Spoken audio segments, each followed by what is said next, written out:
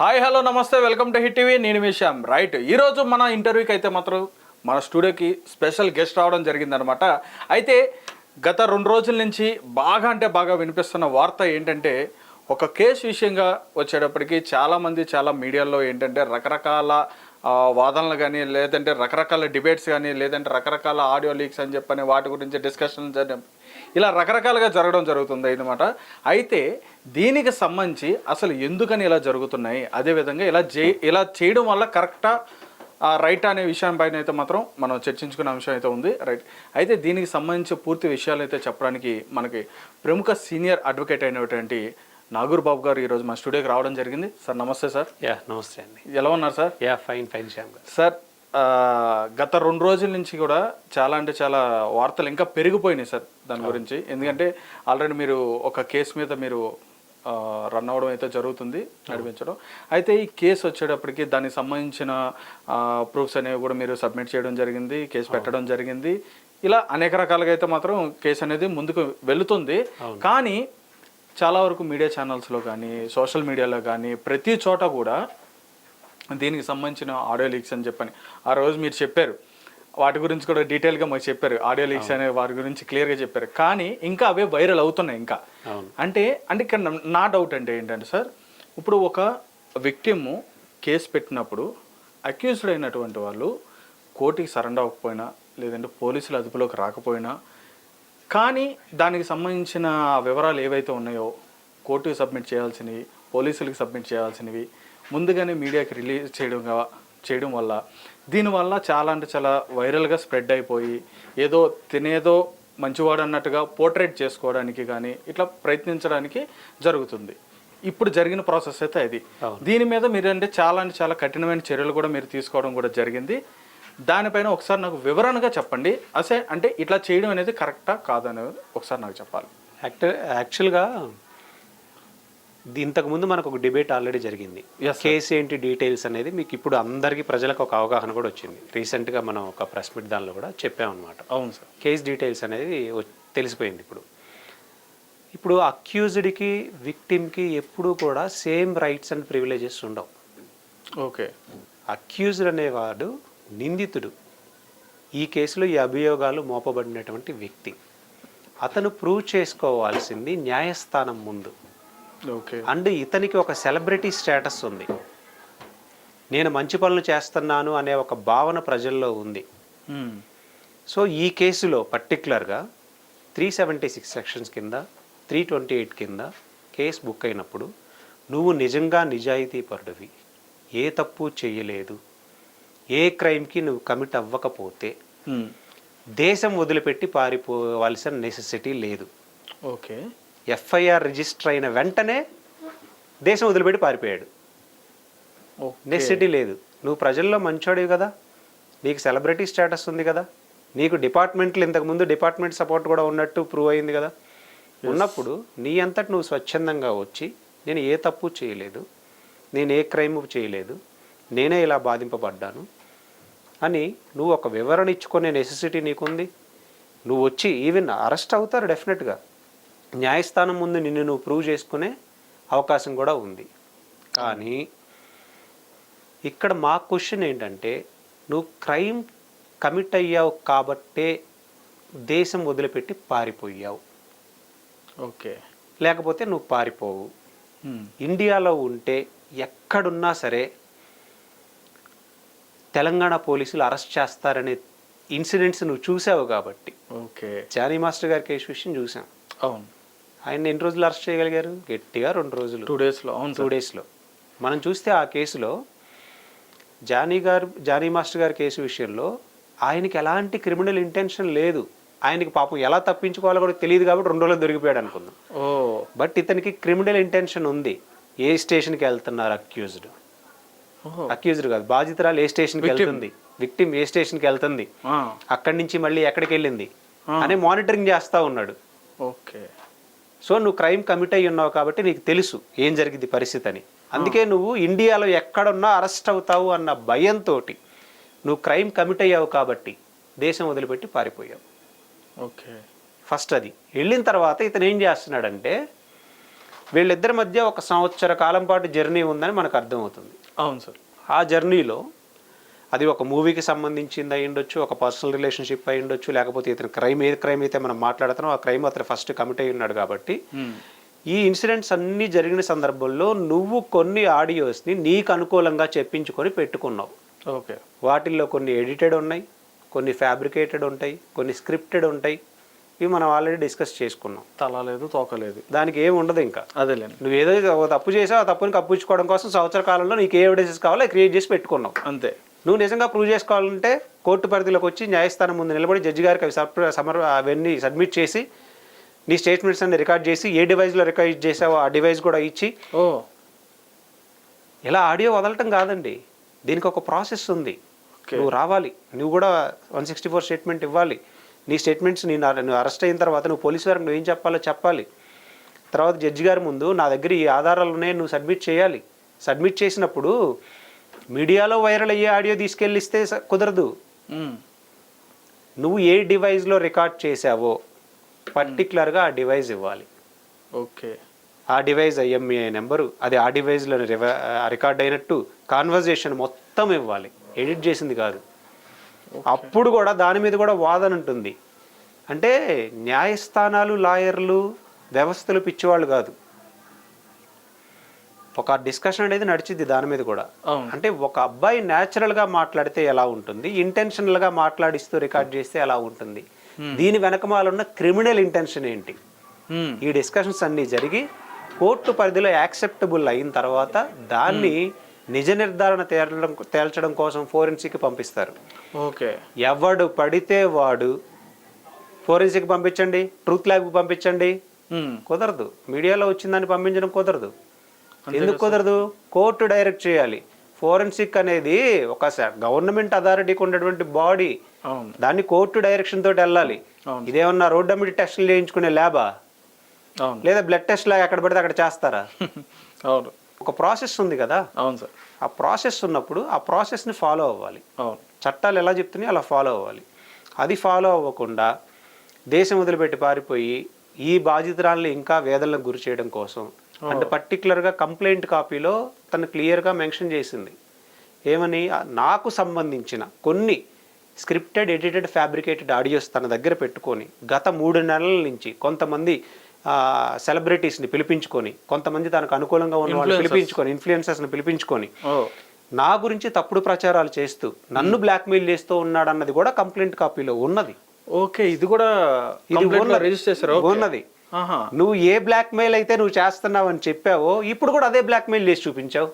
ఓ sir, ఇప్పుడు నా చిన్న డౌట్ వచ్చింది సార్. ఇప్పుడు మీరు అడగగానే యాక్చువల్గా దీనికి సంబంధించిన ఇష్యూ అనేది బయటికి రాగానే వెంటనే వాళ్ళకి సంబంధించిన అడ్వకేట్ అనేవారు బయటికి రావడం జరిగింది. దాని గురించి వాళ్ళు మాట్లాడతారని చెప్పని ఆయనే చెప్పడం జరిగింది, ఈయనే చెప్పడం జరిగింది. మరి ఇది వాళ్ళు గమనించలేదని చెప్పని అనుకోవాలా? అంటే ఈ FIR కాపీ అనేది గమనించలేదని చెప్పని అనుకోవాలా? అంటే FIR కాపీ అనేది పర్టికులర్గా ఈ కేసెస్లో ఏంటంటే ఇంటెన్షనల్గా గవర్నమెంట్ దాన్ని హైడ్ చేసి ఉంచు. జానీ మాస్టర్ గారి కేసు విషయంలో ఏం జరిగింది, FIR కాపీ 0 FIRగా రిజిస్టర్ అవ్వడం వల్ల దాన్ని అప్లోడ్ చేసి ట్రాన్స్ఫర్ అయ్యేలోపు ఒక డిస్కషన్ జరిగిపోయింది. అవును సార్. కానీ పర్టికులర్గా ఈ కేసులో వచ్చేసరికి FIR ఇంటెన్షనల్గా హైడ్లో ఉంచుతారు ఈ సెక్షన్స్ని బట్టి. సో హైడ్లో ఉంది, వాళ్ళు సర్టిఫైడ్ కాపీ వేసుకొని మాత్రమే మాట్లాడాలి. కానీ వాళ్ళు ఏం చేస్తారు, సర్టిఫైడ్ కాపీ ఏంటో కూడా వాళ్ళు తీసుకొని వచ్చేలోపే ప్రెస్ మీట్లో చెప్పేస్తారు. కడిగిన ముత్యాలు, ట్యాక్స్ 2 కోట్ల కోసం చేశారు అని ఎలిగేషన్స్ వేస్తారు. ఒక అడ్వకేట్ ఏం చేయాలి, సర్టిఫైడ్ కాపీ తీసుకోవాలి, దానిలో నిజాలు ఏంటో తీసుకోవాలి, దాని మీద డిస్కస్ చేయాలి. 2 కోట్ల కోసం మోసం డిమాండ్ చేస్తే కోసం ఇదంతా అని ఏదో మాట్లాడేసేస్తారు. అదొకటి. సో ఈ ప్రాసెస్ అంతా కూడా లీగల్గా జరగాల్సిన దాన్ని నువ్వు దేశం వదిలిపెట్టి పారిపోయి ఈ క్రైమ్ నువ్వు ఆల్రెడీ చేసావు, నేను సొసైటీలో నేను డీఫేమ్ అవ్వకుండా ఉండడం కోసం నేను రిలీజ్ చేస్తా ఉంటే ప్రజలకు కూడా అర్థమైంది. న్యాయస్థానాలు దాన్ని న్యాయ పోరాటంతో ఎలా ఆపగలం. దాన్ని కోర్టు ముందు ఉంచుతాం. తను ఇది ఆల్రెడీ కంప్లైంట్ కాపీలో ఏదైతే మెన్షన్ చేశామో తను ఇలా డీఫేమ్ చేస్తూ ఉన్నాడు, తను ఈ ఫ్యాబ్రికేటెడ్, స్క్రిప్టెడ్, ఎడిటెడ్ ఆడియోస్ ద్వారా ఇలా మీడియా సంస్థలకు వెళ్తున్నాడని కోర్టు ముందు ఉంచడం జరిగింది. కోర్టు ఒక ఇంటర్మ్ ఆర్డర్ ఇచ్చడం జరిగింది. ఇప్పుడు ఎవరైతే మాట్లాడుతున్నారో వాటి గురించి కోర్టు ఆర్డర్కి రెస్పెక్ట్ ఇవ్వాల్సిన నెసెసిటీ ఉంది. అదే సార్, ఈ ప్రాసెస్ జరగాలి. Right sir. అయితే ఇక్కడ ఇంకొక విషయం ఏంటంటే సార్, దీనికి సంబంధించిన ఆడియోస్ అయితే ఎవరైతే వాటి గురించి డిస్కషన్ చేశారో, అంటే ఆల్మోస్ట్ చాలామంది కూడా వాటిని రిలీజ్ చేయడం అనేది జరిగింది ఆ ఆడియోస్ అనేది. అంటే వెంటనే ఏంటంటే ఇప్పుడు ఏదైనా ఒక కేసు గురించి ఏదైనా తెలియగానే ఇమీడియట్గా దాన్ని పబ్లిష్ అయిపోవాలి, వెళ్ళిపోవాలి అందరికీ అసలు ఏం జరిగింది ఏంటంటే వాట్ ఈస్ వాట్ అనేది. నెక్స్ట్ అయితే ఫస్ట్ ఆఫ్ ఆల్ ఏంటంటే మనకు సోర్స్ రాగానే దాన్ని మనం పబ్లిష్ చేసేయాలి అనే ఇంటెన్షన్తో ఉంటారు మ్యాక్సిమం అందరూ. అయితే ఇక్కడ ఏమైందంటే ఏవైతే జరిగినాయో ఇవన్నీ కూడా వీటిపైన మీరు చాలా అంటే చాలా సివియర్గా మీరు యాక్షన్ తీసుకోవడం జరిగింది. అది ఎందుకని తీసుకున్నారు? ఈవెన్ మీడియా ఛానల్సే కానీ, లేదంటే ఇప్పుడు సోషల్ మీడియా ప్లాట్ఫామ్సే కానీ, ఇట్లా రకరకాల ప్లేసెస్ ప్లాట్ఫామ్స్ అన్నింటిలో కూడా మీరు సివియర్గా యాక్షన్ తీసుకుని నోటీసులు కూడా ఇవ్వడం జరిగింది. ఎందుకని వాటి మీద తీసుకున్నారు? అంటే ఇక్కడ ఒక విషయం మీరు అర్థం చేసుకోవాల్సింది ఉంది. ఎఫ్ఐఆర్ కాపీ లేకుండా నీకు కేసులో ఉన్న ఫ్యాక్ట్స్ ఏంటో తెలియదు ఫస్ట్. ఎస్ ఎవడో రిలీజ్ చేసిన ఆడియోని బేస్ చేసుకొని దానిలో కనీసం అథెంటిసిటీ కూడా చెక్ చేయకుండా వీళ్ళిద్దరి మధ్య జరిగిన 1 year లైఫ్ జర్నీని ఒక ఆడపిల్ల నేను వేదనకి గురయ్యాను, నేను హింసించబడ్డాను, నేను శారీరకంగా ఇబ్బందులకు గురయ్యాను అని చెప్తే దాని గురించి మాట్లాడకుండా ఆడియోని బేస్ చేసుకొని ఇప్పటికే నలిగిపోయి ఉన్న ఆ స్త్రీని ఇంకా వాటిని వేసుకొని క్యారెక్టర్ అసాసినేషన్ చేస్తూ కథనాలు అల్లుతూ ఉంటే చూస్తూ ఊరుకొని ఉండాలా? అసలు నిజంగా వాళ్ళు అక్కడ ఆడియోలో ఉన్నది వాళ్ళో కాదనేది కూడా ఎవరికి తెలియదు కదా సార్. అప్పుడు ఒకవేళ వాళ్ళైనా సరే నీకేం తెలుసు వాళ్ళ మధ్య 1 year మధ్య ఏం జరిగింది, కంప్లైంట్లో ఏముందో నీకు తెలియదు కదా. తెలీదు కంప్లైంట్లో ఏముందో తెలియకుండా నీ అంతటా నువ్వు సొంత డెసిషన్లు. ఇప్పుడు మీ ఇంట్లో ఆడపిల్ల ఎవరో ఒకళ్ళు ఉన్నారు, వాళ్ళకి ఏదో అన్యాయం జరిగినప్పుడు వాళ్ళ కాల్ కాన్వర్జేషన్స్ తీసుకొచ్చేసేసి ఇలా పెట్టి వాళ్ళని పబ్లిసిటీ చేయడం ఎంతవాటికి కరెక్ట్? తప్పదు. నైతిక బాధ్యత మనకు కొంచెం ఉండాలిగా. నీ దగ్గర ఎఫ్ఐఆర్ కాపీ ఉందనుకో, కంప్లైంట్లో ఏముందో నీకు తెలుసు అనుకో, కంప్లైంట్లో ఇదిగో ఇలా జరిగింది, ఇది అన్యాయం అని మాట్లాడు, తప్పు లేదు. నీ దగ్గర ఎఫ్ఐఆర్ కాపీ లేదు, ఎవడో ఏదో రిలీజ్ చేశాడు, దాన్ని పట్టుకొని ఈ అమ్మాయి ఇది ఇలాంటిది ఇలాంటిది అని క్యారెక్టర్ అసాసినేషన్ చేస్తారా? నేను రేపు ఇంకొక ఆడియో తీసుకొని వచ్చి డబ్బింగ్ చేయించి అలాగే ఆడియోతో ఒకటి తీసుకొచ్చేసి రిలీజ్ చేస్తా, మాట్లాడతారా? అలాగే నైతిక విలువలు ఉండాలిగా కొంచెమైనా సరే. నైతిక విలువలు కూడా తీసేయండి. అసలు మీకు ఎవడిచ్చాడు రైట్?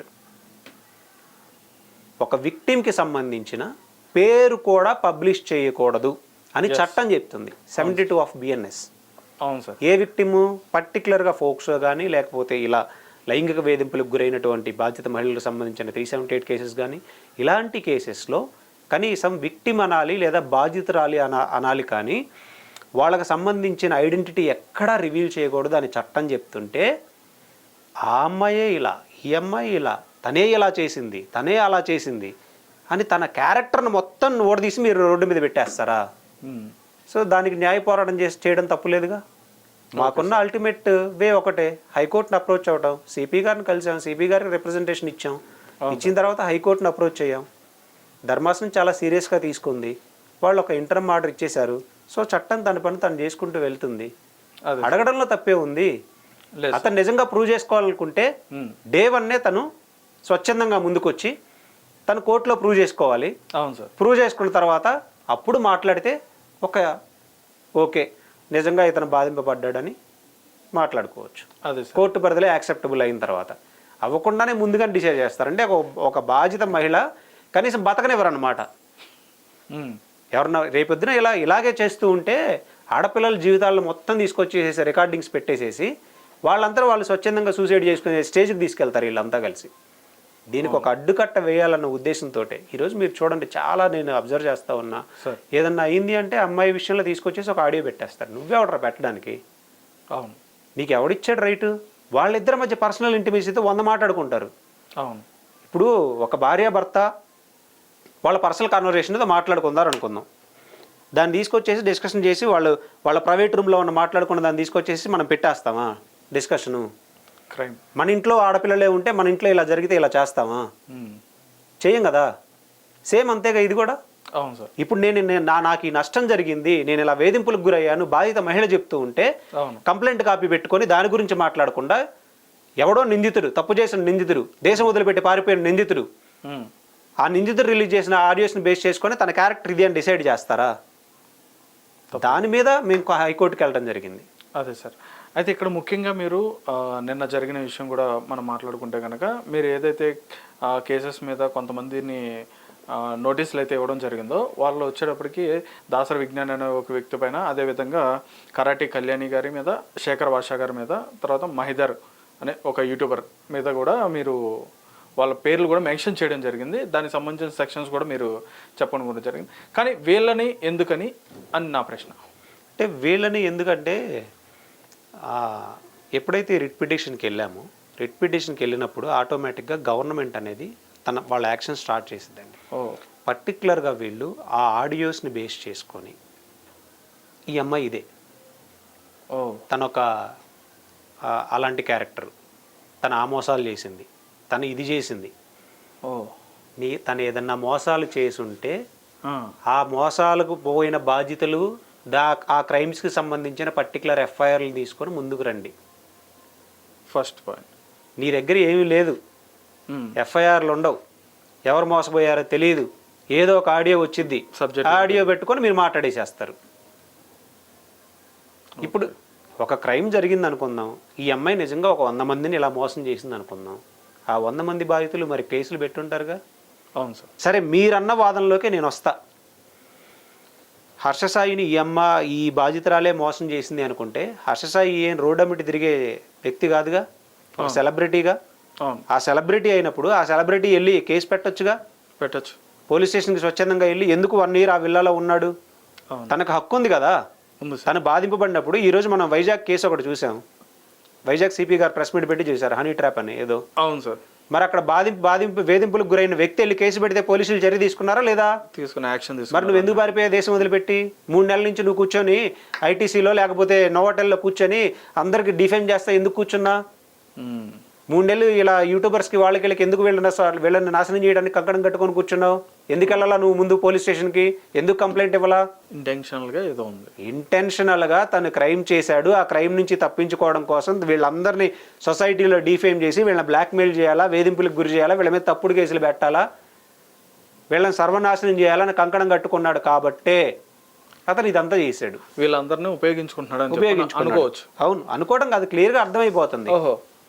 వీళ్ళందరూ కూడా. అయితే రైట్, మీరు చెప్పేటప్పుడు కూడా నిన్న దాసరి విజ్ఞాన్ని అరెస్ట్ చేయడం కూడా జరిగింది, పోలీసులు అదుపులో కూడా తీసుకోవడం జరిగింది సార్. అయితే తన పైన అంటే ఇప్పుడు ఎలా అయితే మీరు ఇప్పుడు ఒక నోటీస్ అనేది ఇవ్వడం జరిగిందో, తన పైన కేసుకి అయితే ఎలా అయితే ఇచ్చారో, ఇది కాకుండా ఇంకా గతంలో కూడా చాలా వరకు బయటకు రావడం కూడా ఇప్పుడు ఒక క్వశ్చన్ మార్క్ కనిపిస్తుంది. అది నిజమేనని చెప్పని అనుకోవచ్చా? ఇప్పుడు క్వశ్చన్ మార్క్ అండి, మనం ఏదన్నా ఒక మాట మాట్లాడామంటే దానికి సంబంధించిన ఎవిడెన్సెస్, ఎఫ్ఐఆర్లు పట్టుకొని మాట్లాడాలి. ఇప్పుడు ఈ దాసరి విజ్ఞాన్ మా దృష్టిలో అజ్ఞానే లేండి. ఓకే. ఎందుకంటే విజ్ఞానం ఉన్నోడు ఎవడో అలా మాట్లాడు. ఈ అజ్ఞాన్ అనే వ్యక్తి మాట్లాడుతూ నేను ఒక డిబేట్లోనో ఇంటర్వ్యూలోనో చూసా, ఏదో ఆ అడ్వకేట్ తొత్తరగా మాట్లాడేసేసాడు, నేనేస్తా వాడి మీద డిఫర్మేషను అన్నట్టు మాట్లాడాడు. నీ దగ్గర ఉన్న క్రెడిబుల్ ఇన్ఫర్మేషన్ ఏంటి?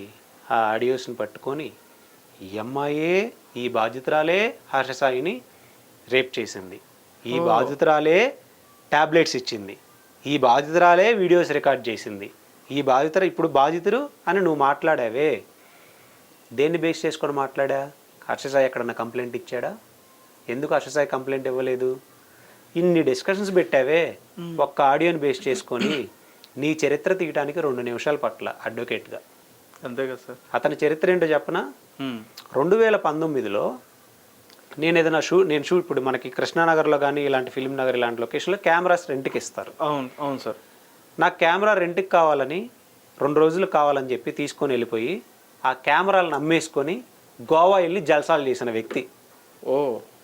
ఏది ఇప్పుడు ఈ అజ్ఞానం. ఓకే. నెక్స్ట్ మళ్ళీ ఇలాగే నేను సినిమా తీస్తున్నాను అని చెప్పి మళ్ళీ కెమెరాలు తీసుకోవడం, 2 లక్షలు విలువైనవి, వాటిని అమ్ముకోవడం, తిరగడం. ఓకే. దానికి సంబంధించి 2 ఎఫ్ఐఆర్లు ఉన్నాయి. ఆల్రెడీ ఎఫ్ఐఆర్లు ఉన్నాయి, మీకు పంపిస్తా. 2 క్రైములు రిజిస్టర్ అయ్యి ఉన్నాయి. నేను ఫుడ్ బిజినెస్ పెడుతున్నాను అని ఒక వ్యక్తి దగ్గర 3,60,000 మోసం చేసినటువంటి ఎఫ్ఐఆర్ ఉంది. ఓకే, ఇవన్నీ వదంతులు కదా, డైరెక్ట్ ఎఫ్ఐఆర్ ఉన్నాయి. అతను పోలీసులు ఒక సిచ్యువేషన్లో అరెస్ట్ చేసి కూర్చోబెట్టిన ఇన్సిడెంట్స్ కూడా ఉన్నాయి. మీకు పంపిస్తాం, మీరు అవి ప్లే చేయండి. ఓకే సార్, ఖచ్చితంగా. ఇప్పుడు ఈ వ్యక్తి ఒక సంఘ సంస్కర్తలాగా, సొసైటీకి మంచి చేసేవాడిలాగా, ఏదో హర్షసాయి అనే వ్యక్తికి తరఫున నేను వకాల్తా పుచ్చుకున్నటువంటి అడ్వకేట్ లాగా, నేను ఏ తప్పు చేయని వాడిని లాగా ఇతను నేర చరిత్ర మర్చిపోయి ఒక ఆడపిల్ల గురించి డిఫామ్ చేసి మాట్లాడతాడు. ఒక అడ్వకేట్గా నేనున్నప్పుడు, నేను బాధితురాల తరఫున అడ్వకేట్గా ఉన్నప్పుడు నేను డిఫర్మేషన్ వేస్తా. నీ నేర చరిత్ర ఏంటో 10 నిమిషాలు అయితే మాకు పట్టలేదు మాకు తీయడానికి. ఇంకొకటి విషయం చూస్తే సందర్భం చాలా హాస్యాస్పదంగా కోర్టు డైరెక్షన్ ఉన్నప్పుడు న్యాయస్థానాల్ని మనం గౌరవించాలా? ఖచ్చితంగా న్యాయస్థానాన్ని గౌరవిస్తాం. మన హైకోర్టు అనేది మనకు తెలంగాణలో అత్యున్నతటువంటి ధర్మాసనం. ఆ ధర్మాసనం ఇచ్చిన తీర్పును మనం కట్టుబడి ఉండాలా? ఆ తీర్పును కాదని నాకు వాక్ స్వాతంత్రం ఉంది, అన్ని విషయాల్లో వాక్ స్వాతంత్రం ఉండదండి.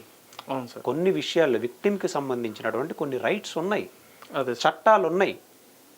వాటిని అతిక్రమించి నువ్వు మాట్లాడతానంటే న్యాయస్థానాలు చూస్తా ఊరుకోవు కదా. అవును సార్. సో వాటిని అతిక్రమించాడు కాబట్టి ఈరోజు అతను అరెస్ట్ అయ్యాడు. అతను చేసిన ప్రీవియస్ క్రైమ్స్ వల్ల కాదు. అవి కన్సర్న్ వేరే పోలీస్ స్టేషన్స్లో రిజిస్టర్ అయ్యి ఉన్నాయి. వాటిలో తప్పించుకొని తిరుగుతున్నాడు, లేకపోతే కోర్టుకు అటెండ్ అవుతూ ఉంటాడు, అక్కడ పట్టుకుంటారు, లేకపోతే బెయిల్ తెచ్చుకుంటాడు, అది వేరే విషయం.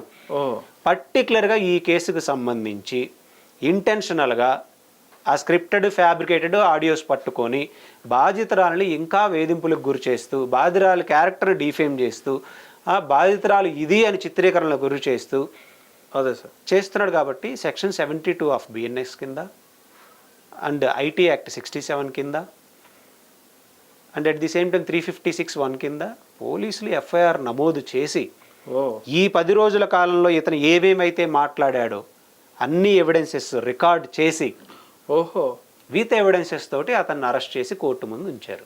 సార్ ఇప్పుడు అంటే అంత ఈజీగా అరెస్ట్ చేయలేదైతే ఇప్పుడు తన్నే ఏదా ఈ 10 రోజుల కాలంలో అతను ఎక్కడెక్కడ బాధిత మహిళ గురించి తన క్యారెక్టర్ని డిఫేమ్ చేస్తూ తన జీవితాన్ని సర్వనాశనం చేయడానికి కంకణం కట్టుకున్న వ్యక్తి లాగా దాసరి అజ్ఞాన్ అనే వ్యక్తి మారాడు. కాబట్టి ఆ ఎవిడెన్సెస్ అన్నీ పోలీసు వారు కలెక్ట్ చేసి,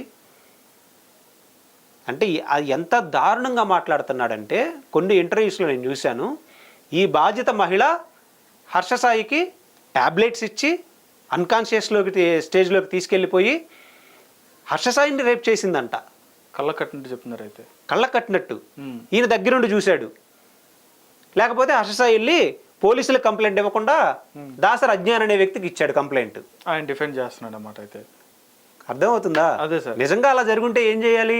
హర్షసాయి వేధింపులకు గురైతే, హర్షసాయిని డబ్బు కోసం బ్లాక్మెయిల్ చేస్తే, హర్షసాయి నిజంగా మానసిక వేదనకు గురైతే, హర్షసాయి వీళ్ళ వల్ల సంవత్సరం బాధింపబడితే హర్షసాయి పోలీస్ స్టేషన్కి వెళ్ళి కంప్లైంట్ ఇచ్చే రైట్ ప్రతి ఒక్కడికి ఉంది. ఖచ్చితంగా కేసు పెట్టచ్చు. కానీ అతను ఇంటెన్షనల్గా ఒక క్రైమ్ కమిట్ అయ్యాడు కాబట్టి ఇక్కడ మనకు చాలా క్లియర్గా అర్థమైపోతుంది. దీన్ని ప్రజలు అర్థం చేసుకున్నారు. ఈరోజు అతను ఒక మంచి వ్యక్తి అని అంటే మంచిని మంచి అంటాం, చెడుని చెడు అంటాం. ఇంతకాలం సొసైటీ తనలో కాయిన్కి ఒక సైడ్ మాత్రమే చూసింది. ఇప్పుడు యువ సామ్రాట్ రవి అనే వ్యక్తిని బెట్టింగ్ యాప్స్ చేయొద్దు అని చెప్పినందుకు అతని జీవితాన్ని ఎలా నాశనం చేయడానికి 3 తప్పులు కేసులు పెట్టించామో మేము చూసాం. స్టిల్ ఇప్పటికీ అనుకోకూడదు సార్, స్టిల్ ఇప్పటికీ ఆయన కేసుల చుట్టూ తిరగడం కాదండి. నువ్వు బెట్టింగ్ యాప్స్ ప్రమోట్ చేయొద్దు అని చెప్పినందుకు నీ ఐడెంటిటీని మార్చుకొని నేను చిలకలగూడలో ఉంటున్నానని చెప్పి నువ్వు ఇక్కడ అతన్ని ఒక కేసు పెట్టి 10 గంటల సేపు ఒక 10 మంది ఇంటికి వెళ్ళి అరెస్ట్ చేసి 10 గంటల సేపు అనాథరైజ్గా డిటైన్ చేయించావు. ఇక్కడ నీ స్కెచ్ వర్కౌట్ అవ్వలేదు కాబట్టి మళ్ళీ వైజాగ్లో పింకీ అనే అమ్మాయి చేత ఇంకో తప్పుడు కేసు పెట్టించావు. అది కూడా వర్కౌట్ అవ్వలేదు కాబట్టి మళ్ళీ ఇంకో డిఫర్మేషన్ వేసావు.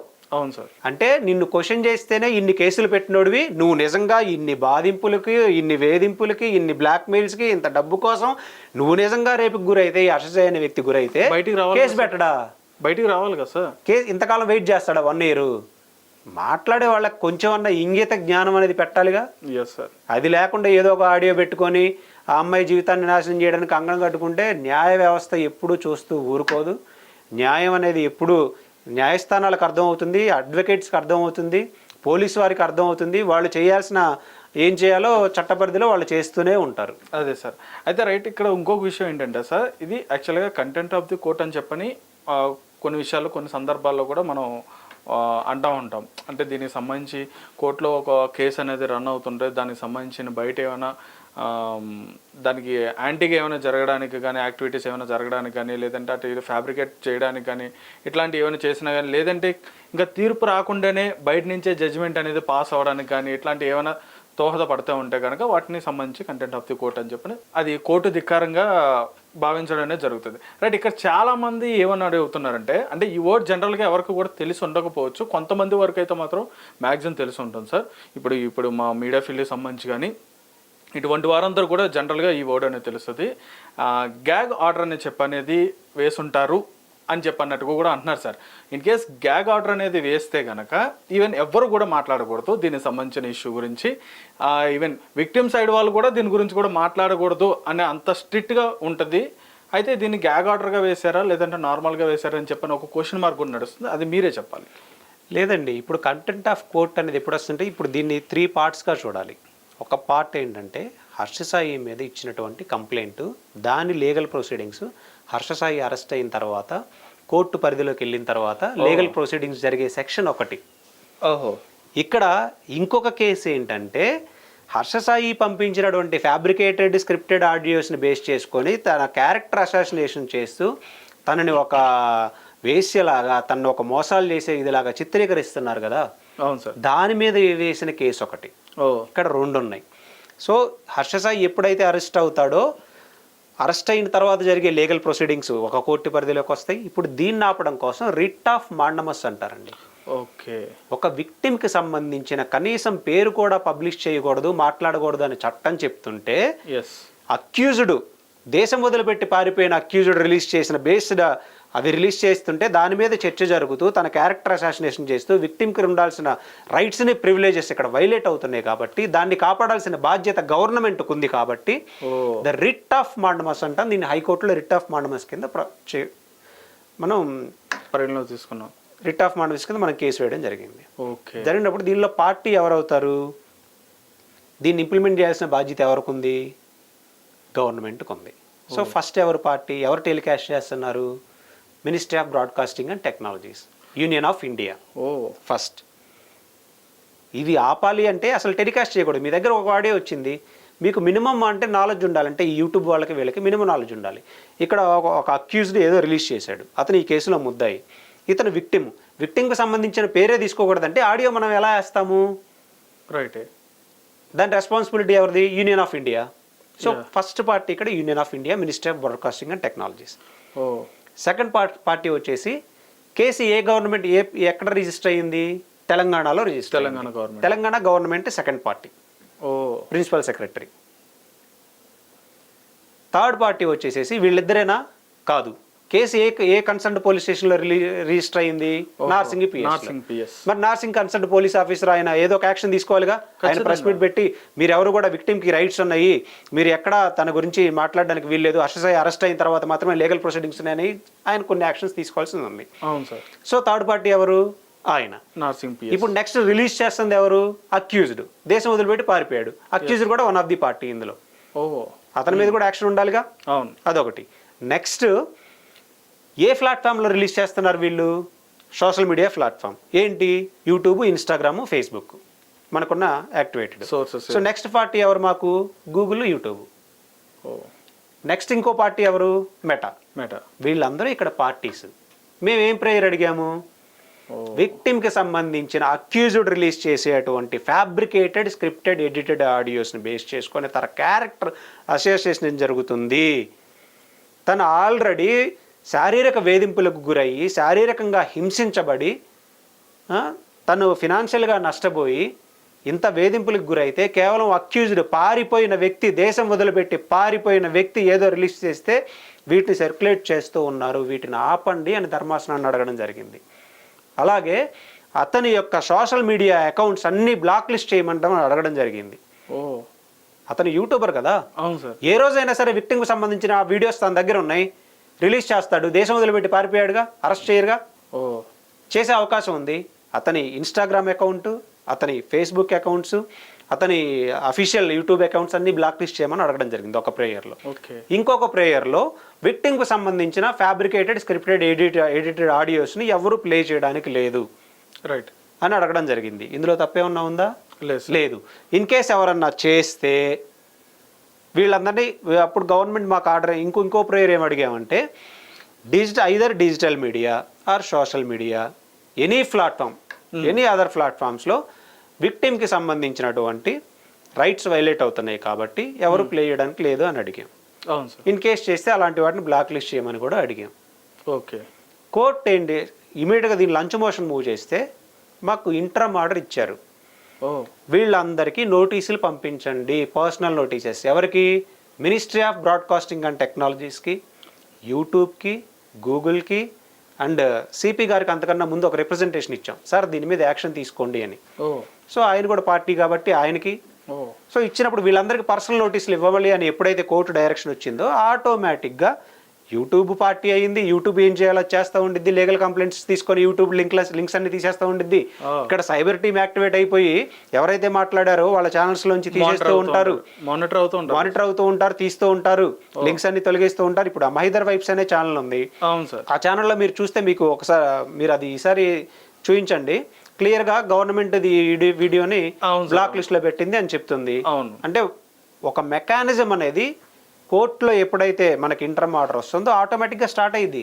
ఇప్పుడు ఒక 10 రోజుల తర్వాత డిస్కషన్ ఉందనుకోండి, జడ్జి గారు అడుగుతారు మీరు ఏం యాక్షన్ తీసుకున్నారు నోటీస్ ఇచ్చిన తర్వాత అని. ఖచ్చితంగా అడుగుతారు. యూనియన్ ఆఫ్ ఇండియా అని అడుగుతారు, కన్సర్న్ పోలీస్ ఆఫీసర్ జీపీ గారిని అడుగుతారు, గవర్నమెంట్ ఆఫ్ తెలంగాణని అడుగుతారు, యూట్యూబ్ని అడుగుతారు, గూగుల్ని అడుగుతారు, మెటాని అడుగుతారు. ఆన్సర్ చేయాల్సింది ఎవరు? వీళ్ళు. సో ఆటోమేటిక్గా వాళ్ళు బ్లాక్ చేస్తారు. ఖచ్చితంగా నువ్వు రిపీటెడ్గా ఇట్లా డిబేట్స్ పెడుతూ ఉన్నా, రిపీటెడ్గా ఏమైనా చేస్తూ ఉన్నా కానీ విక్టిమ్కి సంబంధించి ఛానల్ బ్లాక్ లిస్ట్ అయ్యే అవకాశాలు కూడా ఉంటాయి. సో లీగల్గా మేము బాధితురాల తరఫున యాజ్ ఏ అడ్వకేట్గా మేము ఏం చేయగలము, తనకి ఏ విధంగా న్యాయం చేయగలము మేము వెళ్ళాము. దానిలో తప్పేం లేదుగా. అదే సార్.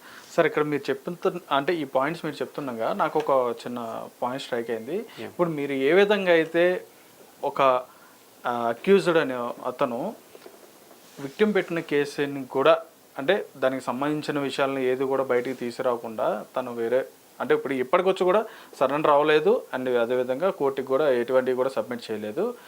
ఒక అక్యూజ్డ్గా ఉన్న వ్యక్తి ఏ విధమైన అయితే ఆడియోస్ అనేది లీక్ చేసి వాటిని ఎట్లయితే ఫ్యాబ్రికేట్ చేసిన వాటిని ఎట్లయితే రిలీజ్ చేసి ఇట్లా పోర్ట్రేట్ చేస్తున్నారో మీరు అన్నట్టుగా దానివల్ల చాలా అంటే చాలా మానసికంగా ఈమె గురవడం అనేది జరిగింది, అతని వల్ల గురవడం అనేది జరిగిందని చెప్పని కేసు అనేది కూడా ఎఫ్ఐఆర్లో పెట్టడం జరిగింది.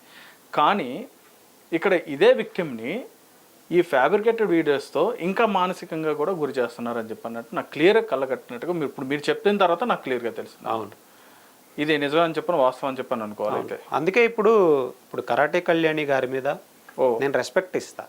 ఆమె ఉమెన్, ఆమె వాదన సామాజికవేత్త అయి ఉండొచ్చు, ఏదైనా అయి ఉండొచ్చు.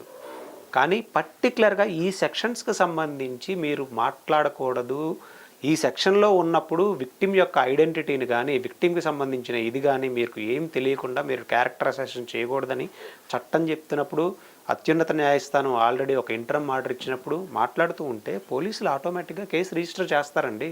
ఇవి ఇంటర్వ్యూస్ అన్నీ పబ్లిక్ డొమైన్లో ఉంటాయి, ఇవన్నీ ఎవిడెన్సెస్గా పెడతారు. ఓకే, అంతే కదా. అవును సార్. ఇప్పుడు చట్టం తన పని తను చేసుకుంటూ వెళ్ళిపోతా ఉండిద్ది, ఎవరిని పిలిచి అడగాల్సిన లేదు. అవునండి, కోర్టు డైరెక్షన్స్ ఉన్నప్పుడు లేకపోతే ఇలా పర్టికులర్ ఈ సెక్షన్స్ లో వెళ్తూ ఉండిద్ది. అండ్ మనం ఇంకోటి అబ్జర్వ్ చేయాలి, మీరు ఎందుకు మాట్లాడుతున్నారు మరి, అదే మీరు కోర్టుకి ఎక్కారు కదా అదే సార్ అనే క్వశ్చన్ రైజ్ అయ్యిద్ది. అవును, అక్యూజ్డ్కి విక్టిమ్కి ఎప్పుడూ ఒకే రైట్స్ అండ్ ప్రివిలేజెస్ ఉండవు. ఓకే, అక్యూజ్డ్కి ఉన్న రైట్ ఏంటంటే మన భారతదేశ చట్టాల ప్రకారం అక్యూజ్డ్ అంటే ఫర్ ఎగ్జాంపుల్ మీకు ఒక చిన్న ఇన్సిడెంట్ చెప్తాను సార్. 1000 మందిని చంపిన కసబుకి కూడా కోర్టులో అడ్వకేట్ని పెట్టుకొని తను నిర్దోషిని అని పోరాటం చేసేటువంటి హక్కు ఉంది. ఓ, దాన్ని ఎవడు కాదనలేడు. నువ్వు కేసు ఎందుకు తీసుకున్నావు, ఆడు కసబు 100 మందిని చంపాడని తెలియదా, కళ్ళు మంటలు అని లేదు. అది మన అత్యున్నత రాజ్యాంగం కల్పించిన హక్కు. కసబు కూడా అడ్వకేట్ని పెట్టుకోవచ్చు, కోర్టులో ప్రూవ్ చేసుకోవచ్చు. కానీ కసబు వల్ల ఇక్కడ ఎవరైతే చనిపోయారో 1000 మంది చనిపోయారు కదా, వీళ్ళది తప్పు అని నువ్వు న్యాయస్థానంలో తేలక ముందే నువ్వు మాట్లాడడానికి లేదు. నేను నష్టపోయాను, నేను బాధింపబడ్డాను, నేను వేధింపులకు గురయ్యాను, అందుకే నేను కంప్లైంట్ ఇచ్చాను. అవును, ఇచ్చాను కాబట్టి అతను నిజంగా నిర్దోషి అని నిరూపించుకోవాలనుకుంటే పోలీస్ స్టేషన్కి రావాలి, లేకపోతే అరెస్ట్ అవ్వాలి, తనంతట తను స్వచ్ఛందంగా సరెండర్ అవ్వాలి, తను నిరూపించుకోవాలి, తన దగ్గర ఉన్న ఆడియోస్ అన్ని ఫ్యాబ్రికేటెడ్ కాదు, స్క్రిప్టెడ్ కాదు, ఎవిడెన్స్ ప్రూవ్ చేసుకోవాలి. అప్పుడు ఏదన్నా జరిగితే నువ్వు దేశం వదిలిపెట్టి పారిపోయి నువ్వు రిలీజ్ చేస్తా ఉండి నా గురించి మాట్లాడకూడదంటే కుదరదు. సమాజం మొత్తం మాట్లాడిద్ది నీ గురించి. You are accused. నీకున్న రైట్ కేవలం నీ అడ్వకేట్ ద్వారా కోర్టుకు వచ్చి నీ దగ్గర ఉన్న ఆధారాలు సమర్పించుకొని కోర్టు వారికి అది కోర్టు పరిధిలో యాక్సెప్టబుల్ అయ్యి ఫోరెన్సిక్ వెళ్ళి నువ్వు నిర్దేశంగా బయటకు వచ్చిన తర్వాత మాట్లాడుకునే రైట్ నీకుంది. ఇక్కడ విక్టిమ్ తరపున సమాజం మొత్తం మాట్లాడిద్ది. ఖచ్చితంగా విక్టిమ్కి అండగా సమాజం మొత్తం మాట్లాడిద్ది, విక్టిమ్కి సపోర్ట్గా సమాజం మొత్తం మాట్లాడిద్ది, మీడియా మొత్తం మాట్లాడిద్ది, ప్రతి సోషల్ యాక్టివిస్ట్ మాట్లాడతాడు. అవును సార్. అక్యూజ్డ్ ఎప్పుడైనా తన నిర్దోషి అని ప్రూవ్ చేసుకున్న తర్వాత మాట్లాడండి, మేము కాదంటలా. ఓకే, దీని వెనకాల ఇంత చాలా ఉందన్నమాట అయితే.